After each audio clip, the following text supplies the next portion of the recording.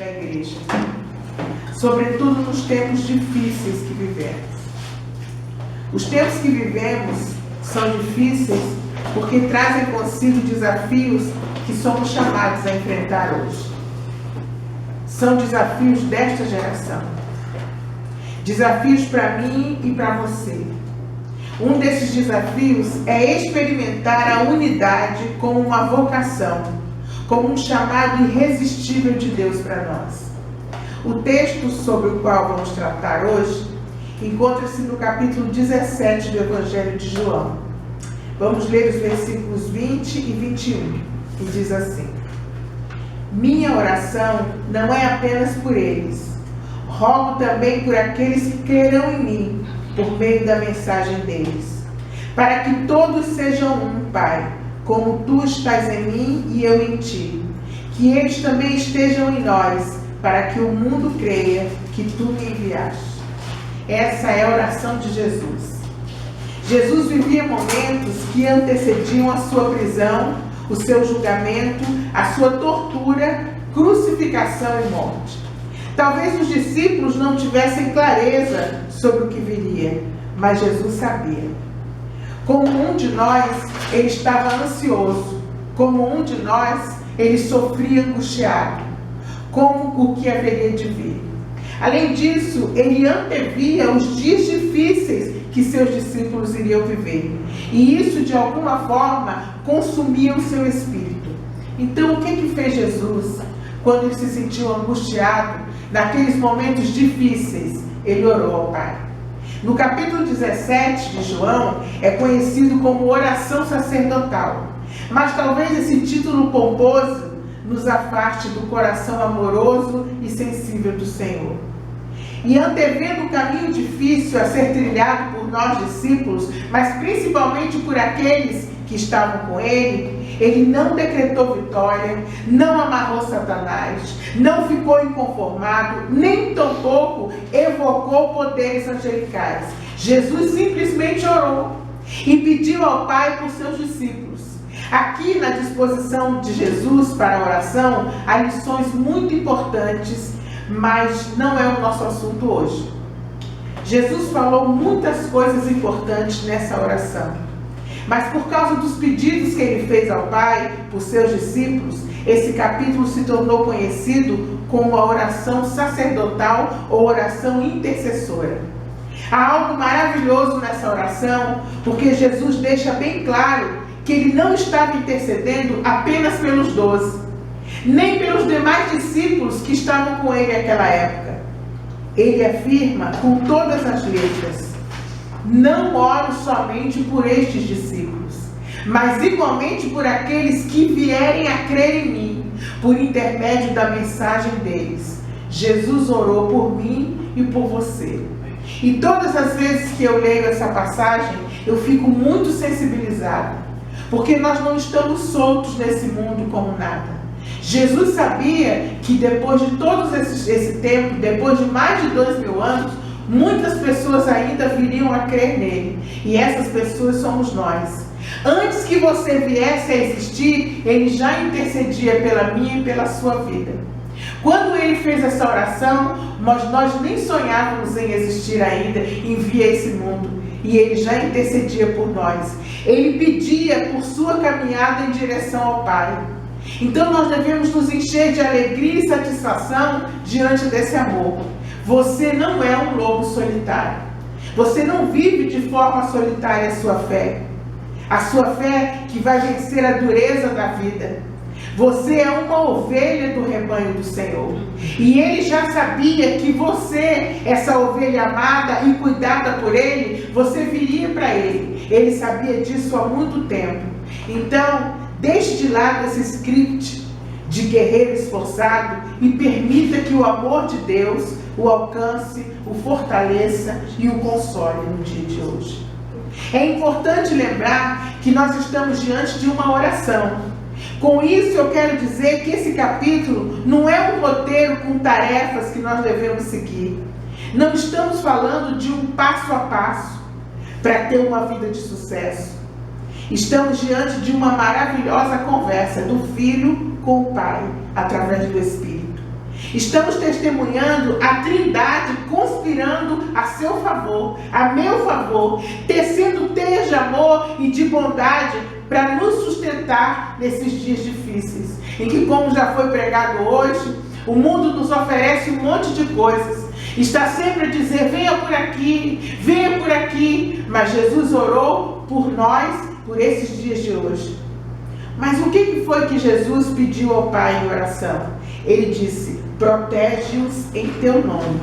Começando no versículo 11, Jesus pediu ao Pai que fôssemos protegidos, que fôssemos guardados.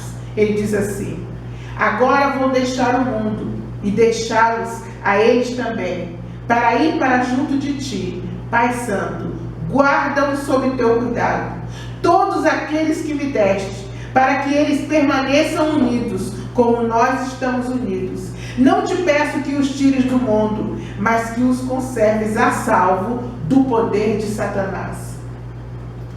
É como se daquela cerca de Jó, Deus nos coloca a salvo, porque se o inimigo pudesse, ele nos consumiria. Olhando pelas frestas dessa oração, parece-me que a unidade da qual Jesus está falando é resultado, antes de tudo, da proteção e do cuidado de Deus sobre as nossas vidas. A verdade é que sempre que tentamos resolver as nossas vidas por conta própria, nós corremos o risco de estragar tudo, por causa do nosso coração corrompido e do nosso egoísmo. Então preste atenção, a unidade da igreja depende da minha e da sua rendição aos cuidados de Deus. Enquanto estivermos confiados no nosso próprio esforço, ou simplesmente na força do grupo para que a igreja seja unida e que tudo dê certo, não experimentaremos a unidade que agrada a Deus. Enquanto for a mão do líder, a mão do pastor, a conduzir e proteger os irmãos ao seu redor, ainda que o pastor faça isso com muita boa vontade, nós não vamos experimentar a unidade que agrada a Deus. Enquanto a minha e a sua confiança estiver depositada nas mãos de alguém diferente do Filho de Deus, nós não vamos experimentar essa unidade que agrada a Deus. Apenas se você estiver rendido aos cuidados do Pai e protegido por Ele, a unidade pela qual Jesus intercedeu será possível. Renda-se. Renda-se aos cuidados de Deus. Confie no poder e no amor dele por você, ainda que as circunstâncias pareçam completamente desfavoráveis. Apenas nesse lugar de descanso é que nós poderemos viver como um povo de um só coração, de uma só mente. No verso 17, Jesus intercedeu por nós de outra maneira. Vejam o que ele pediu. Não são do mundo, como eu também não sou do mundo. Santifica-os na tua verdade. A tua palavra é a verdade. Assim como tu me enviaste ao mundo, também eu os enviei ao mundo. Porque por eles eu me santifico a mim mesmo, para que também eles sejam santificados na verdade. Novamente, vamos olhar pelas frestas dessa oração e vamos enxergar como a unidade que agrada a Deus pode se tornar uma realidade entre nós. No pensamento comum do dia a dia, alguém é santo quando se vê alguém realizando algo que parece bom ou correto. Vê-se ali algum tipo de santidade. Os católicos romanos têm um procedimento complexo e cuidadoso para verificar se alguém pode ser considerado santo. Esse procedimento passa pela verificação da vida moral e da comprovação dos milagres realizados pelo candidato a santo. Essa santidade é resultado do esforço pessoal para uma vida disciplinada. Em sua oração, no entanto, Jesus parece falar de outro tipo de santidade. Eu digo isso porque ele pediu a Deus que nos santifique. Santificar é o mesmo que consagrar, separar para um propósito sagrado. Jesus deixa claro, portanto, que a santidade na qual ele acredita é uma ação de Deus na vida das pessoas e não uma ação das pessoas em direção a Deus, o que é bem diferente. Assim, em sua oração, Jesus pede ao Pai para que ele nos santifique, isso é, que Ele dê a cada um de nós um propósito de vida sagrado e nos inclua cada um nos planos dele, de maneira que nos tornemos um povo com um só coração e uma mente diferente, a mente de Cristo. Portanto, irmãos, a unidade que agrada a Deus só acontece quando nós nos rendemos, individual e coletivamente, aos propósitos eternos de Deus. Para experimentar essa unidade, é preciso deixar a nossa maneira de pensar seja moldada pela verdade. Porque é na verdade que nós somos santificados por Deus. Essa verdade que santifica, segundo Jesus, é exatamente a palavra de Deus, a Bíblia. É a palavra de Deus que tem o poder de moldar a nossa maneira de pensar e de nos fazer parte de um propósito sagrado. Portanto, para que essa igreja experimente a unidade que agrada a Deus, eu e você precisamos nos submeter à palavra de Deus.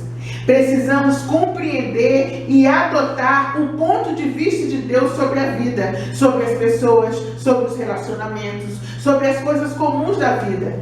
A unidade não pode ser experimentada individualmente, porque é algo coletivo, por sua própria natureza, mas ela começa na minha e na sua rendição a Cristo. Não resista à palavra, admita as suas limitações, deixe-se ser incluído nos propósitos de Deus para esse mundo, deixe-se ser santificado pela palavra e a unidade que agrada a Deus virá como um vento suave e refrescante para a sua vida. Que eles sejam levados à plena unidade. Nos versículos 20 a 23, a oração de Jesus vai direto ao ponto da unidade e diz assim: minha oração não é apenas por eles. Eu rogo também por aqueles que crerão em mim por meio da mensagem deles, para que todos sejam um, Pai, como tu estás em mim e eu em ti, que eles também estejam em nós, para que o mundo creia que tu me enviaste. Dê-lhes a glória que me deste, para que eles sejam um, assim como nós somos um. E neles, e tu em mim, eu neles e tu em mim, que eles sejam levados à plena unidade, para que o mundo saiba que tu me enviaste e os amaste como igualmente me amaste. Nesse terceiro ponto, eu quero chamar sua atenção para dois sinais externos, visíveis para os que estão fora da igreja, de que nós estamos vivendo a unidade que agrada a Deus. É importante relembrar que a oração de Jesus não era apenas para os seus discípulos mais próximos, os 12, e nem também para os demais discípulos da época. Ele deixou claro que ele intercedia por todos aqueles que viessem a crer no Evangelho a partir daquele momento. Portanto, a unidade de que Jesus está falando não tem fronteiras. Junta todas as gerações de discípulos debaixo do mesmo modo de pensar e de sentir. Uma mente, a mente de Cristo. Vejam agora que coisa maravilhosa. Essa unidade que atravessa as gerações de discípulos de Jesus está relacionada à proclamação do Evangelho, para que o mundo creia que tu me enviaste. Pelas frestas da oração sacerdotal, nós somos levados a compreender que o mundo à nossa volta, a observar a forma como nos relacionamos uns com os outros, reconhecerá que esse modo de viver não pode ser produzido apenas com boa vontade e esforço pessoal. Então eles serão levados à conclusão de que Jesus a quem seguimos, é o Filho de Deus. Quando eu fui missionária, eu participei da OM, Operação Mobilização. E eles tinham o maior navio escola e navio biblioteca ambulante. E nesse navio, viviam pessoas nós chegamos a ter mais de 30, 40 nacionalidades dentro do mesmo navio. E eles o navio parou em um país da África. E o chefe de Estado foi convidado a visitar o navio e a passar um dia com as pessoas do navio. E esse homem ficou encantado. Ninguém pregou para ele. Ele foi visitar as dependências do navio, ele passou o dia observando as pessoas, houve um almoço, uma confraternização, mas ninguém abriu a Bíblia para pregar para ele, e ele não era cristão. E quando ele saiu daquele dia que ele passou no navio, ele fez um comentário, e um comentário público, que ele nunca havia visto nada igual. Pessoas de cor de pele diferente, cabelo diferente, estatura diferente, tudo diferente, mas que elas conviviam. E ele chamou o pessoal do Duros como uma pequena ONU, com uma diferença: eles viviam todos em harmonia e eles não estavam falando em guerra. Então ele chegou à conclusão, como diz a oração de Jesus, que aquilo não podia vir de uma coisa carnal da terra. E ele voltou ao navio e perguntou: qual é o segredo para vocês viverem juntos, viajarem juntos, passarem o tempo todo juntos e vocês não viverem em pé de guerra? E aí o líder do navio disse: nós temos um segredo, nós temos um só Pai, uma só fé e um Deus. E abriu o Evangelho e começou a ler essa oração sacerdotal para ele. E ele se converteu. O quinto Evangelho é a minha e a sua vida. Se nós vivemos em união, as pessoas vão acreditar, como Jesus disse nessa oração sacerdotal. E desde o dia em que eu soube dessa história, eu comecei a olhar essa oração sacerdotal de outra forma. E comecei a sonhar mesmo em viver dessa forma, tentando fazer com que a gente se entendesse bem, com que a gente criasse uma comunidade em que as pessoas olhassem e não precisasse a gente ficar toda hora abrindo a Bíblia e dizer: olha, Jesus é o Salvador. Mas que as pessoas, elas pudessem olhar alguma coisa diferente em nós. E eu comecei a orar a Deus para que isso acontecesse na minha vida. E um dia eu tinha muita dificuldade em aceitar que um dia meu pai aceitaria Jesus. Mas eu comecei a viver isso aqui. Eu comecei a refrear a minha língua, eu comecei a mudar as coisas dentro de casa, a me comportar diferente com os meus pais, com os meus irmãos. E um dia eu vinha do monte e meu pai entrou no meu quarto e disse exatamente o que Jesus pediu nessa oração: eu quero esse Deus seu.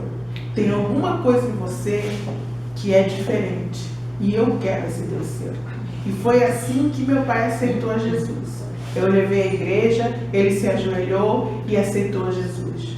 Não foi preciso eu ficar abrindo a Bíblia e mostrando as passagens. Ele viu que tinha alguma coisa sobrenatural e ele dizia para os amigos: a minha filha tem parte com Deus, tem alguma coisa nela que eu não consigo entender. Mas a partir daquele dia, ele pôde compreender. Ele compreendeu que o que acontecia era exatamente Cristo efetuando essa mudança. E esse primeiro sinal externo de que nós estamos usufruindo da unidade que agrada a Deus é exatamente a nossa convivência com os irmãos. As boas novas são anunciadas de forma natural, como resultado da maneira que nós vivemos. Por outro lado, Jesus afirmou também que, além de levar as pessoas a crerem que Ele é o Filho de Deus, quando a igreja vive em unidade, as pessoas de fora reconhecem que esse modo de vida só pode ser resultado de amor e de algo sobrenatural derramado sobre a igreja. Quando pessoas diferentes, com histórias diferentes, costumes diferentes, de diferentes realidades sociais, com diferentes situações financeiras e que trilharam caminhos diferentes pela vida, caminham juntos em uma só mente, a única explicação é que elas foram inundadas pelo amor de Deus. A única explicação é que Cristo vive nelas. Jesus afirmou que as pessoas de fora da igreja iriam reconhecer isso em nós. Assim, quando essa unidade que agrada a Deus é experimentada por nós, o amor de Deus é anunciado de forma natural, como resultado da maneira que vivemos. Esse é o segundo sinal externo a que Jesus se refere em sua oração. Não temos como controlar esses sinais, apenas podemos observá-los. A ausência deles é um alerta que não podemos desprezar. Alguns acham que a unidade é um produto apenas para o consumo interno da igreja, mas isso não é verdade. A unidade da igreja alcança os de fora e testemunha a respeito de Cristo e do amor dele. E você que é a igreja precisa permanecer atento para o tipo de testemunho que está sendo dado. A quarta intercessão e última de Jesus por nós em sua oração, chamada sacerdotal, está no versículo 24 e revela a natureza relacional do seu amor. Ele diz assim: Pai, eu quero que onde eu estiver, aqueles que tu me deste estejam comigo, a fim de que vejam a minha natureza divina, que tu me deste, pois me amaste antes da criação do mundo. Essa unidade que nós estamos aprendendo é uma realidade para o Deus Trino, desde sempre. Jesus disse que antes de o mundo existir, Ele e o Pai já experimentavam esse amor. Veja que coisa maravilhosa. Nós fomos chamados por causa da bondade e da misericórdia de Deus para fazermos parte com Ele desse relacionamento de amor e confiança que Ele tem com o Pai. Ele quer que todos nós estejamos onde Ele estiver para experimentarmos essa mesma unidade com o Pai. Isso tudo acontecerá de forma plena na eternidade. Jesus já havia dito antes para os seus discípulos: não se perturbe o coração de vocês. Creiam em Deus e creiam também em mim. Na casa de meu Pai há muitas moradas. Se não fosse assim, eu lhes teria dito: vou preparar-vos lugar. E se eu for e lhes preparar lugar, eu voltarei e os levarei para mim, para que vocês estejam onde eu estiver. A unidade que agrada a Deus não é apenas para essa vida. Nós não devemos ser unidos apenas para essa vida. Nós devemos ser unidos porque nós somos chamados para experimentar agora, mas sem esquecer de que um dia a oração de Jesus vai ser completamente atendida. E nós vamos experimentar essa alegria junto. Gente de toda raça, tribo, nação e época vai viver em harmonia, uma só mente, um só coração. Esse tempo ainda não chegou, mas todos nós já podemos ir treinando agora e provando um pouco da maravilha que será. Que o Senhor nos socorra nas nossas limitações, que Ele nos ajude a nos rendermos aos seus cuidados, a nos deixarmos santificar por sua palavra, de maneira que as pessoas à nossa volta reconheçam Jesus como Salvador e testemunhem do amor de Deus entre nós. Assim, estamos cada dia mais próximos de experimentar a plenitude, a unidade que Ele planejou para a nossa vida e para a igreja. Jesus querido, muito obrigada, Senhor, por sua palavra. Estende a tua mão poderosa sobre nossas vidas, Senhor. Glorifica o teu nome e ajuda-nos a viver em paz com todos, Senhor. Se isso depender de nós, Pai, como diz a tua palavra. Te agradecemos em nome de Jesus.